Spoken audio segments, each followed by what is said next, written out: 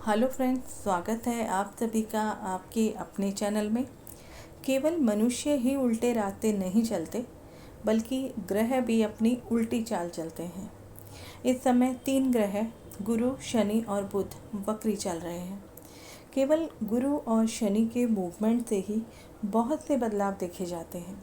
लेकिन अगर शनि के वक्री होने के साथ साथ अगर 2 या 2 से ज़्यादा ग्रह वक्री हो जाएं और उनकी डिग्री आसपास हो, तो शनि देव अपनी वक्रता की अवस्था में निश्चित रूप से ज़्यादा प्रभावी हो जाते हैं।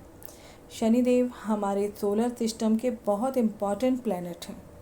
हमारे जीवन का आधार ही शनि है, क्योंकि ये हमारे कर्मों को, हमारे डेडिकेशन को, हमारे परिश्रम को रिप्रेजेंट करता है।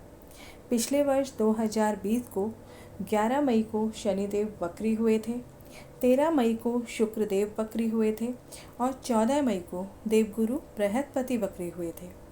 उस समय हमारे देश में, पूरी दुनिया में या व्यक्तिगत रूप से जो भी फेस आप लोगों ने किया होगा वो आप लोग समझ सकते हैं।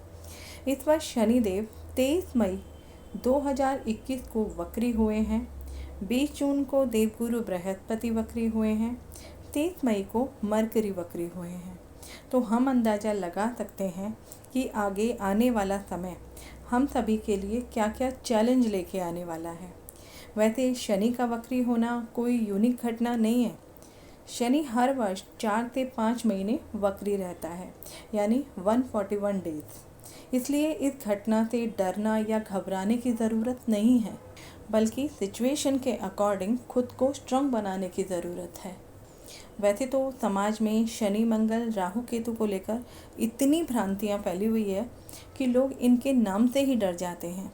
ऐसे में जब भी इन ग्रहों का कोई भी मूवमेंट होता है तो लोगों को ये लगने लगता है कि अब ज़रूर कुछ बड़ा होगा, भयावह होगा, और तरह तरह के उपायों को करके खुद को सुरक्षित रखने का प्रयास लोग करने लगते हैं।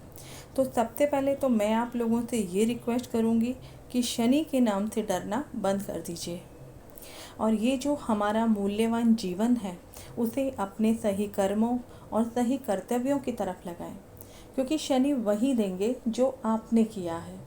शनि का काम आपको तकलीफ़ देना नहीं है, बल्कि जो कर्म हमारे होते हैं, चाहे वो अच्छे हों या बुरे हों, उसी के हिसाब से हमें शनिदेव फल देते हैं। वैसे भी आज के समय में कोई भी इंसान कभी नहीं कहता, ना कभी ये मानता है कि उसने कभी कुछ गलत किया है। इसीलिए शनिदेव कर्म का कारक होने के कारण हमें हमारे ही कर्मों के फल देने आते हैं। अभी 23 मई 2021 को शनिदेव वक्री हुए हैं, जो 11 अक्टूबर 2021 को डायरेक्ट हो जाएंगे। 5 जून 2022 को शनिदेव फिर से वक्री होंगे और 23 अक्टूबर 2022 को शनिदेव डायरेक्ट हो जाएंगे। उसके बाद 17 जून 2023 को शनिदेव फिर से वक्री होंगे और 4 नवंबर 2023 को शनिदेव डायरेक्ट हो जाएंगे। इस तरह 141 डेज शनिदेव जो हैं वो वक्री रहने वाले हैं। सबसे पहले ये समझते हैं कि वक्री ग्रह अच्छे होते हैं या खराब होते हैं। इस पर सबकी अपनी अपनी विचारधाराएं हैं। कुछ लोग मुझसे पूछते हैं कि शुभ ग्रह वक्री होकर अच्छे या बुरे फल देते हैं, या फिर अशुभ ग्रह अच्छे या बुरे फल देते हैं। कोई भी ग्रह हो, वह ग्रह अपनी कक्षा में भ्रमण करते हुए सूर्य से निकटतम दूरी में, यानी कि क्लोज एस्पेक्ट में जल्दी, और दूरी की स्थिति में मंद गति हो जाते हैं, स्लो हो जाते हैं।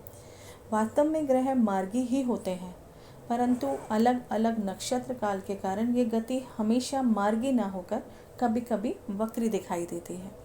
हम पृथ्वी को रेफरेंस मान के चलते हैं। पृथ्वी से ही हम किसी भी ग्रह की गति या दिशा का अनुमान लगाते हैं। जब हम ग्रह की गति का अनुमान लगाते हैं तो कई बार हमें लगता है कि ग्रह वक्री हो गया है और वो पृथ्वी के बिल्कुल नज़दीक आ गया है। अगर पृथ्वी अपनी गति से मूवमेंट नहीं कर रही है तो ग्रह पृथ्वी के बिल्कुल इक्वल एंगल पर आ जाते हैं। तो ग्रह की वो स्थिति स्टेबल की स्थिति होती है, जिसे स्टेशनरी भी कहा जाता है। एक्चुअल में होता क्या है, हमें लगता है ग्रह मूवमेंट नहीं कर रहा है, क्योंकि हम अनुमान पृथ्वी से लगा रहे हैं। लेकिन अन्य ग्रहों से या फिर हमारे सैटेलाइट से देखने पर हमें ग्रह मूविंग करते हुए दिखाई देते हैं। तो ग्रह ना तो कभी वक्री होते हैं और ना ही स्टेबल होते हैं। ग्रह केवल अपनी ही गति से चल रहे होते हैं। ये सब हमारी पृथ्वी के मूवमेंट के ऊपर डिपेंड करता है। इसे दूसरे तरीके से समझें तो ग्रह जब वक्री होता है, उसके बाद ग्रह जब मार्गी होता है, तो उनके बीच का जो पॉइंट होता है वह ग्रह का स्लो पॉइंट होता है। ग्रह बिल्कुल पावरलेस हो जाता है, उसकी स्पीड कम हो जाती है। तो हमें लगता है कि ग्रह स्टेबल हो गया है। ग्रह जब वक्री होता है और मार्गी होता है तो उससे रिलेटेड इवेंट एक आम इंसान के जीवन में पड़ता है। लेकिन ये जो पॉइंट है वो बहुत कुछ अचीव करने का समय होता है।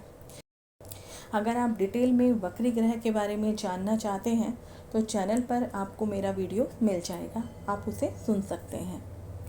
इस वर्ष 2021 में भी शनि के वक्री होने से रोजगार को लेकर, श्रमिक वर्ग को लेकर परेशानियां देखने को मिल सकती हैं, क्योंकि इस बार शनि मकर राशि में चंद्रमा के श्रवण नक्षत्र में है। इस बात को हम इग्नोर नहीं कर सकते। चंद्रमा हम लोग जानते हैं माइंड को रिप्रेजेंट करता है, हमारे विचारों को, हमारी मानसिकता को रिप्रेजेंट करता है।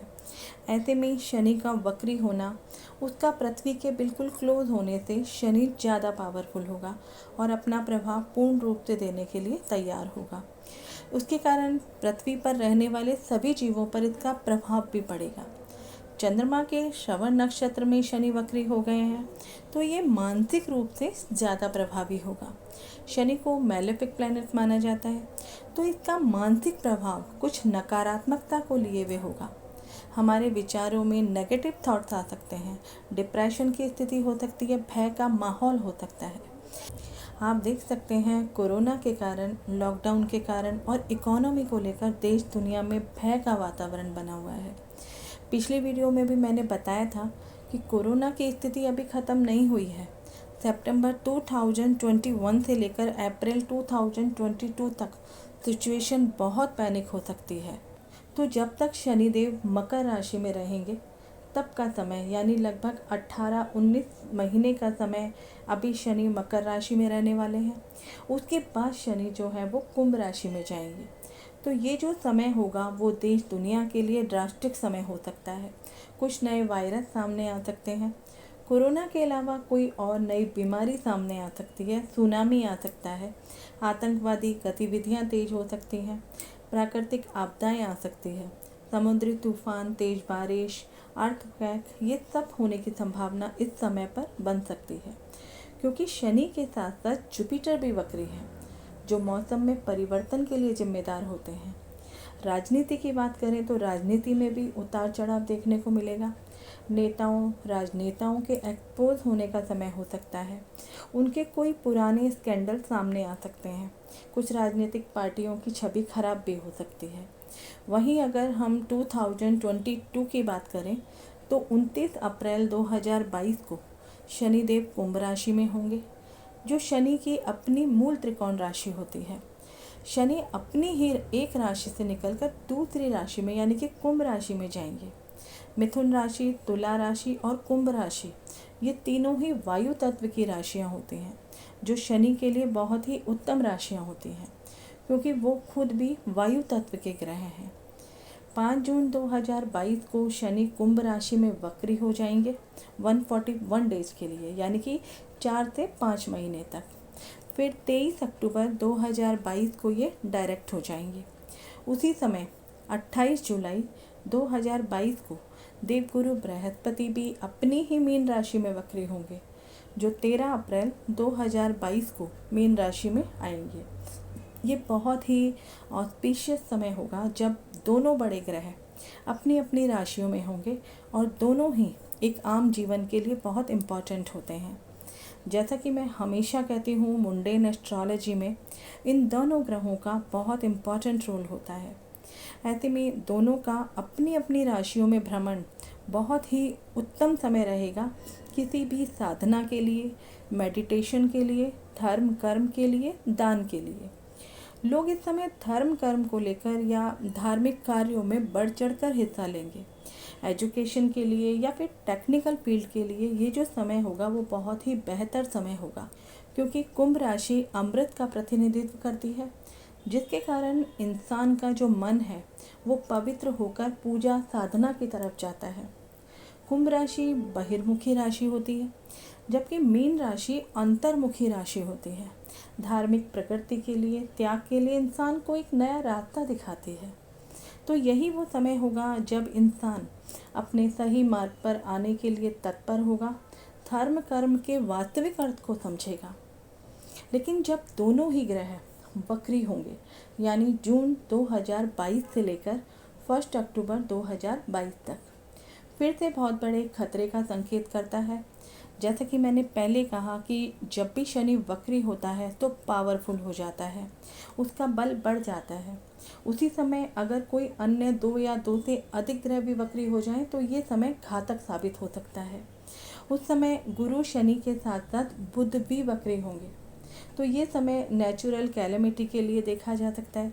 प्राकृतिक आपदाओं का समय हो सकता है, समुद्री तूफान आ सकते हैं, बाढ़ जैसी सिचुएशन हो सकती है, साइबर अटैक हो सकते हैं। भारत के या फिर भारत के नॉर्थ एरिया में, नॉर्थ ईस्ट में या फिर नॉर्थ वेस्ट के एरिया में पानी से रिलेटेड घटनाएं घट सकती हैं। समुद्री तूफान आ सकते हैं, आगजनी की घटनाएं हो सकती हैं, ब्लास्ट हो सकता है, आतंकवादी घटनाएं भी इस समय देखी जा सकती हैं। यहाँ तक कि दूसरे ग्रहों के जीवों के साथ भी हमारा कम्युनिकेशन हो सकता है, क्योंकि वक्री होने से शनिदेव पृथ्वी के बहुत क्लोज होंगे, तो इन सब का प्रभाव पृथ्वी पर रहने वाले सभी जीवों पर पड़ेगा। मैंने अपनी पिछली कई वीडियोस में कहा है कि गुरु शनि के मूवमेंट से युग परिवर्तन की तरफ रुख कर रहा है। ऐसे में बुध का भी वक्री होना, जो कम्युनिकेशन का कारक है, अन्य जीवों के साथ कम्युनिकेशन को भी इंडिकेट कर रहा है। आप लोग ऐसी परिस्थिति में बहुत सोच समझकर डिसीजन लें, समय पे डिसीजन लें और सभी विपरीत परिस्थितियों से बचने का प्रयास करें। आशा करती हूँ आपको ये वीडियो ज़रूर पसंद आया होगा। मिलते हैं अगले नए इंटरेस्टिंग टॉपिक के साथ। तब तक अपना ध्यान रखें, सुरक्षित रहें। जय हिंद, जय भारत।